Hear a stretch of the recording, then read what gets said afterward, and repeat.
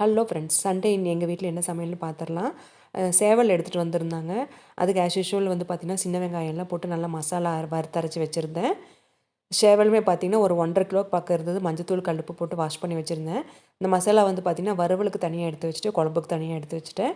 இது வந்து சேவலுங்கிறனால குக்கரில் வந்து வேக வச்சுக்கலான்னு சொல்லிட்டு குக்கரில் வந்து குழம்புக்கு எடுத்து வச்சுருந்த மசாலாவையும் நமக்கு எந்த அளவுக்கு தேவையான தண்ணி அந்த அளவுக்குள்ள ஊற்றிட்டு நம்ம க்ளீன் பண்ணி வச்சுருந்த சேவல் சேர்த்துக்கலாம். க்ளீன் பண்ணுறது தான் ரொம்ப டைம் ஆகிடுச்சு எனக்கு. ஏன்னா இப்போ எல்லாமே சேர்த்துனதுக்கப்புறமே தேவையான அளவு உப்பு போட்டுட்டு ஒரு 6-7 விசில் விட்டு இறக்கிக்கலாம். இப்போ கறி வெந்த உடனே குழம்பையும் தனியாக எடுத்து தாளிச்சிட்டேங்க. சேவலையும் தனியாக எடுத்து நம்ம தனியாக எடுத்து வச்ச மசாலா கூட நல்லா வறுத்து வச்சாச்சு. கிச்சனும் வந்து பார்த்திங்கன்னா ஆஸ் யூஷுவல் நம்ம க்ளீன் பண்ணியாச்சுங்க. இப்போ டைனிங் டேபிளில் வந்து பார்த்திங்கன்னா நம்ம செஞ்சு வச்சது எல்லாமே எடுத்து வச்சாச்சுங்க. குழம்பு, ரசம், வறுவல் எல்லாமே ரெடி பண்ணியாச்சு.